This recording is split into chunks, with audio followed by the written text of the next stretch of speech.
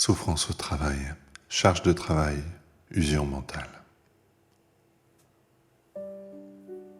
J'ai connu la souffrance au travail. Pour ma part, c'est d'abord un sentiment de ne pas pouvoir réussir à compléter toutes les tâches en temps voulu et une sensation de débordement. Je fais un travail très chronophage qui me prend plus de 50 heures par semaine. Je travaille le week-end et même tard le soir. J'ai accepté ce travail qui me permet d'acquérir de l'expérience rapidement pour pouvoir progresser rapidement. Mais mon travail génère également beaucoup de stress et me prend tout mon temps. Je n'ai pratiquement pas de vie privée. La situation sanitaire contraint à travailler en télétravail de chez soi et c'est très difficile de trouver un équilibre entre vie professionnelle et vie privée, car c'est le travail qui remplit la plupart de mon temps.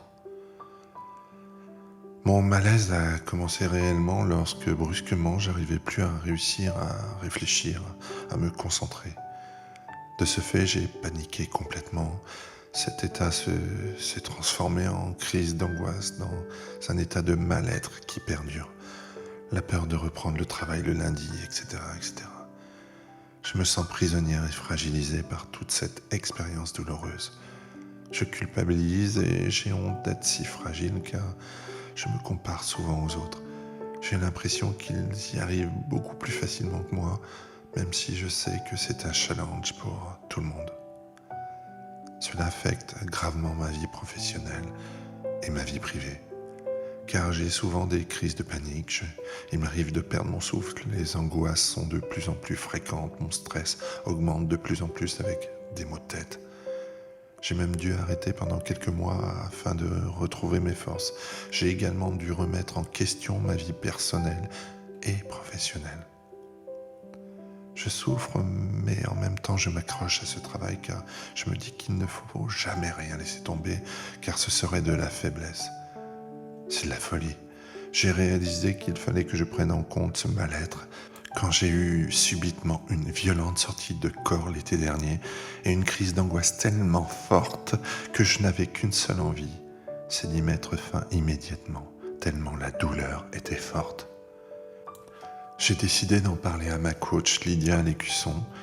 Elle m'a aidé à prendre en charge ce mal-être et j'ai pu mettre en place la routine qu'elle m'a conseillée et m'y tenir dans la mesure du possible. Elle m'a aidé à faire un vrai travail sur moi pour changer, améliorer des aspects de ma personnalité qui me rendent plus exposé au mal-être au travail. Aujourd'hui, j'essaye de prendre de la distance par rapport à tout cela. Je réalise qu'après tout, ce n'est qu'un travail et pas ma vie. Je pratique également la méditation pour gérer les grosses crises de stress. Le travail que j'ai entamé avec ma coach est toujours en cours, mais avec de belles améliorations. J'arrive à avoir de la compassion pour moi-même lorsque j'avais tendance à culpabiliser. J'accueille mes émotions. Je ne ressens plus de panique. J'ai les clés pour détendre mon corps et mon esprit. Je fonctionnais dans un stress permanent et maintenant, je ne me laisse plus faire par la panique. Je donne de la valeur à mon évolution professionnelle là où j'avais une vraie tendance à la dépendance au travail. J'apprends à être sereine dans l'incertitude. J'ai moins peur de l'avenir car je me sens accomplie et je n'ai pas besoin de donner aux autres l'apparence d'une soi-disant réussite. Je conseille à ceux qui souffrent au travail d'avoir recours à un coach spécialisé dans la souffrance au travail. Ça m'a beaucoup aidé.